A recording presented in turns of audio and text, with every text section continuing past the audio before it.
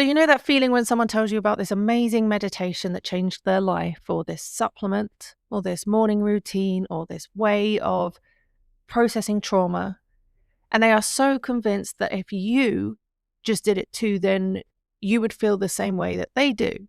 And then maybe you try it, maybe you buy the book, you download the app, you start the practice, and it feels good, and it feels okay, but it just doesn't land the same way as you expected with all of the hype that that person made. What works for someone else doesn't unlock anything for you. And then you're left wondering, why doesn't this work for me like it works for everybody else?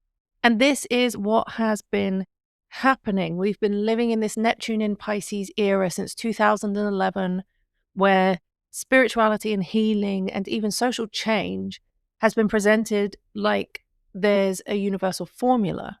One meditation fits all. One truth serves everyone. There's one path to awakening. There's one way to be conscious. There's one way to be a good person or to be a healed person.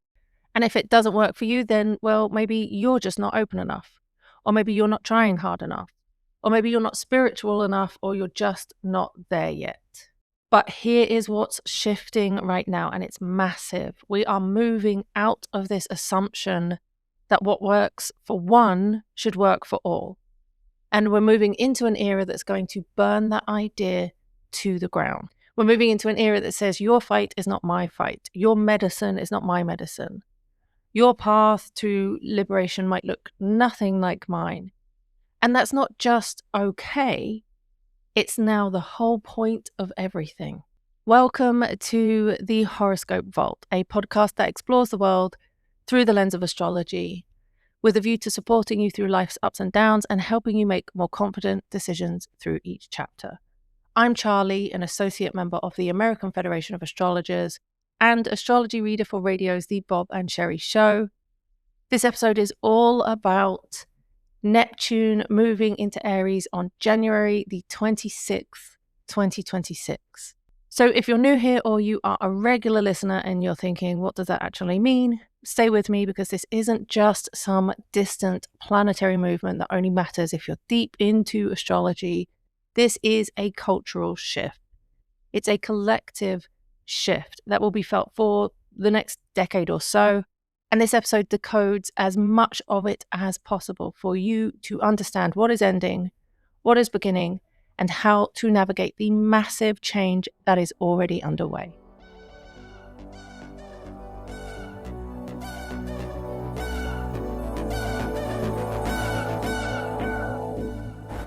Okay, so just first looking at, or starting with the science part, Neptune spends roughly 13 to 14 years in each zodiac sign.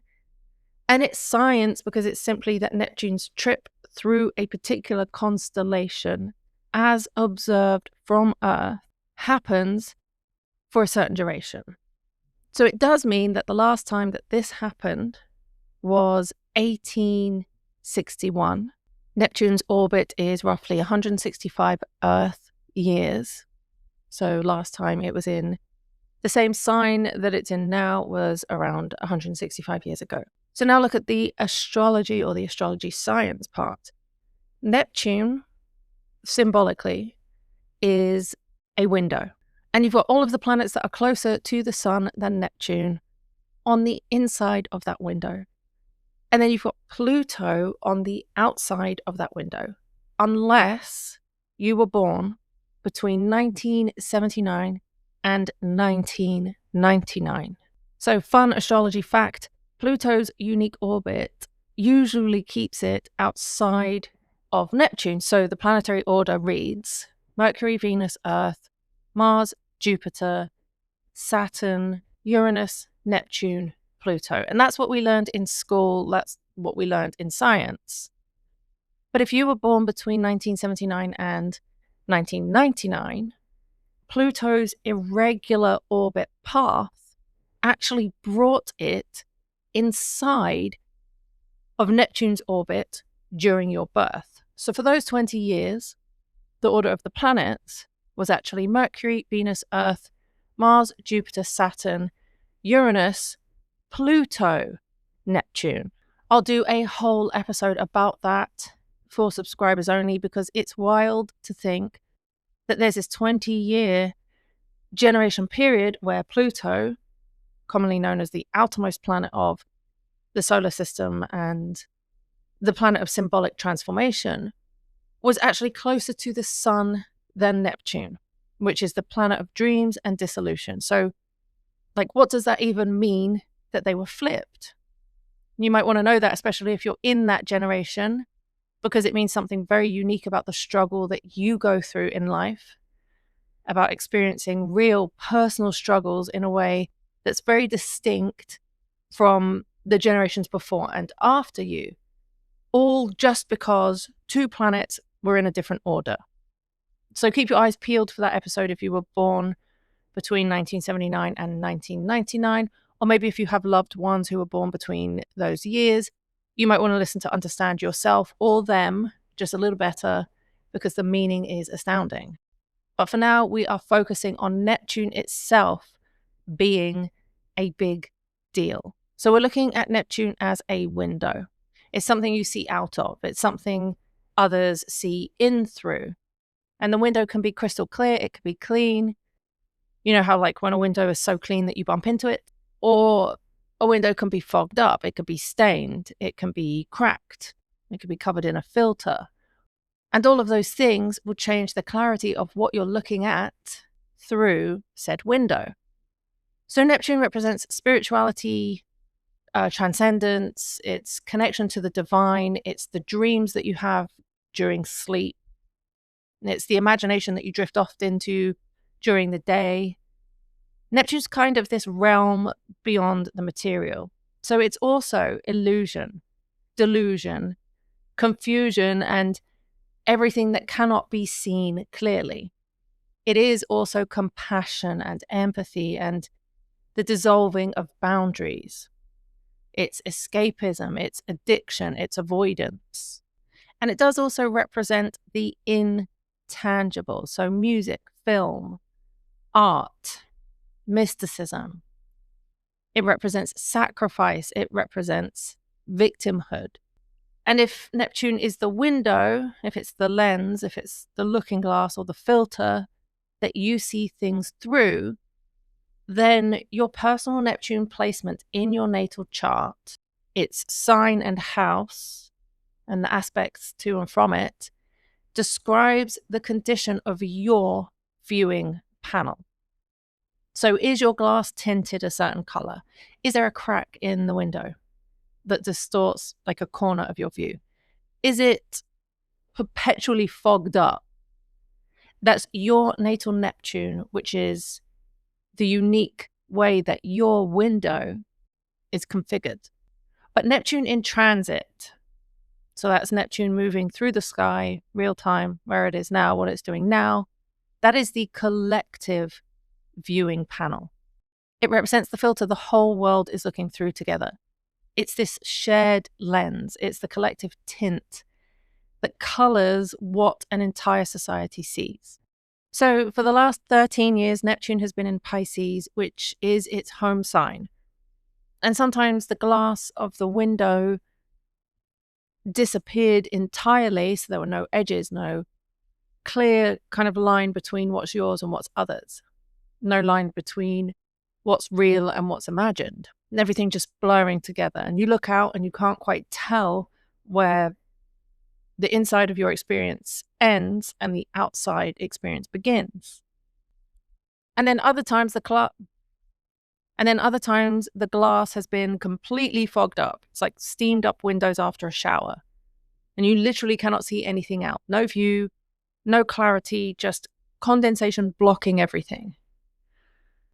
And when a window is fogged like that, it's easy to feel lost, directionless, out of the loop, limited by lack of vision. And, that's sometimes when substances become appealing in order to handle the discomfort of not being able to see what's ahead, the discomfort of the lack of visibility, the discomfort with not being able to literally plan ahead because you cannot see what is there. But then the crystal clear vision is also sometimes a risk, because if it involves it dissolving boundaries so much that you begin to suffer internally the suffering of what's going on outside the window, or if you decide to carry everyone else's pain, sacrifice yourself endlessly for collective healing, it's like becoming so transparent and permeable that there's actually no protection left. And there's no sense of the self that is separate from the chaos externally. And this is a little bit of what Neptune in Pisces has brought about in both extremes. It's the fog and the dissolution, and the numbness and the overfeeling. And we've been cycling between those two for 13 years. Now, on January 26th of 2026, that window changes. Neptune moves into Aries, and it's entirely different. And it's the kind of transit that reshapes art and spirituality and social movements. It changes the whole way that you imagine your future. And looking at social movements first, and then healing spirituality second, the last time Neptune was in Aries was 1861 through to 1875. So think about how that was the American Civil War. It was the ending of slavery. It was the fight for individual rights and liberation. And so that's the scale we're talking about. And I want to focus on the Civil War part of this transit for a moment. So 1861, Neptune entered Aries. That was the American Civil War from April 12th of 1861 to May in 1865. This was a civil war in the United States between the Union, the North, and the Confederacy, the South. So most astrologers are saying, civil war. And yes, war is going on right now in multiple different fashions. But let's dial in on the comparisons. And then let's look at the differences and how that relates to the present. So starting with way back when. 1861, Neptune enters Aries. Aries in astrology is conflict, it's initiation, it's combat, it's military action. That's where this whole rap of war is coming from. And then Neptune is compassion, ideals, sacrifice, and suffering. And so back then that was related to slavery. At the highest level, Neptune entering Aries describes a war framed around morality and sacrifice, rather than just a war that is purely conquest. And so that already fits a conflicted and justified belief system back then that wasn't just territory. So step 2 of this process, we look at the ruler of Aries.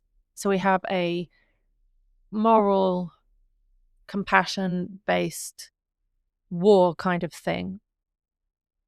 And then Mars rules the sign of Aries, meaning that we don't just stop at Neptune in Aries. We then ask, what condition was Mars, the ruler of Aries, in at the moment Neptune entered Aries? And this tells us how the conflict themes manifest.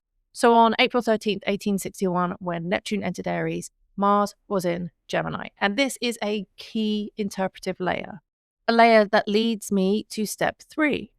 Let's interpret Mars in Gemini.